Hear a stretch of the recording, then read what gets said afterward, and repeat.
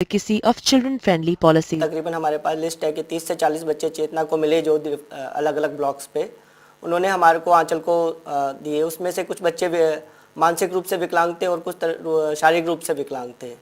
तो हमारा आपस में समन्वय यही था कि जो बच्चे हमारे पास चेतना से आए हमने उनको रिहेबिलिटेट करना था।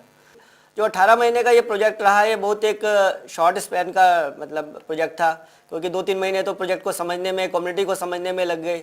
उसके बाद जब काम चालू किया तो मतलब समय पता ही नहीं चल पाया कि कब हमारा मतलब इसका फेज ओवर का पीरियड आ गया। तो एक मानना ये भी है कि जो सरकार इस तरह की प्रोजेक्ट देखे आगे इसको लॉन्ग टर्म में भी देखे, क्योंकि अब समय आया था कि जब हमारे को उस काम के रिजल्ट मिलने चालू हो गए थे। मालूम है कि चेतना जा रहा है तो उन बच्चों का भविष्य भी एक अधर में लटक गया है। To implement these activities, they faced a number of problems. Centre जाते थे हमें कुछ नहीं आता था, हमें थोड़ा हिसाब किताब आ गया। हाँ, कामयाब हो जाएंगे बच्चे अगर पढ़ेंगे तो। वो जैसे आते हैं मतलब नाम पता पूछते हैं, कहते हैं कि बच्चों को क्यों नहीं पढ़ा रही हो, क्या बात है, क्या वजह। अगर हम यहाँ से चले भी जाएंगे या यहाँ एजुकेशन पॉइंट बंद हो गया तो फिर बच्चे वही रैक पिकिंग करने लगेंगे, फिर बच्चे इधर उधर घूमने लगेंगे। मेरा मकसद तो यही रहेगा कि ज़्यादा से ज़्यादा बच्चों को शिक्षा से जोड़ा जाए और ज़्यादा से ज़्यादा बच्चों को स्कूलों के अंदर एडमिशन दिलाया जा सके। We have completely forgotten a whole host of people, and that too street children who in a way have no identity. They are nameless, faceless, countless kids living around, and we have got unfortunately so numbed by it. Every day we go in our cars, we walk into places and we see little kids working, we see them begging, we see them in the chai wala's shop, and we've got immune to it. We have to sometimes be shaken by someone who comes from the outside.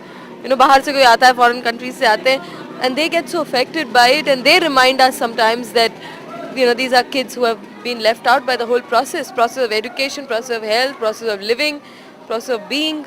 So I think it's something for us to reflect on.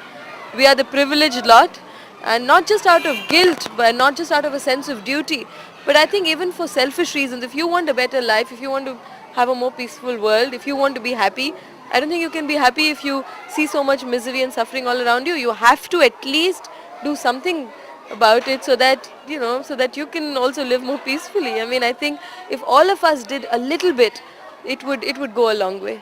World would be definitely a better place to live in. कि हमारा जो ये कार्यक्रम है इसका आगाज इतना अच्छा हुआ है तो इसका अंजाम भी अच्छा होगा, और हम समझते हैं कि अच्छी शुरुआत थी और ऐसे प्रयास और होने चाहिए।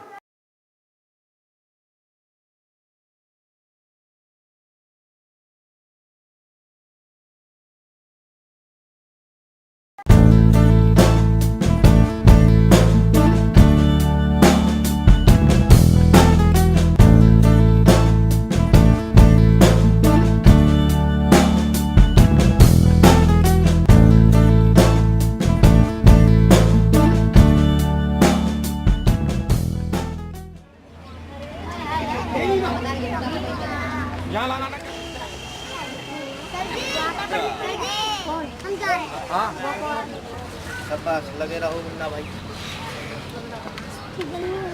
लगा हाँ।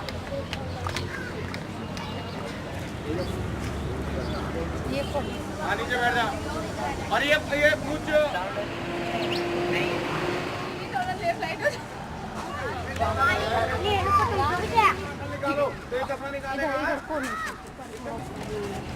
पार्टिसिपेशन में से मेरा ऑफिशियली काम खत्म हो गया है।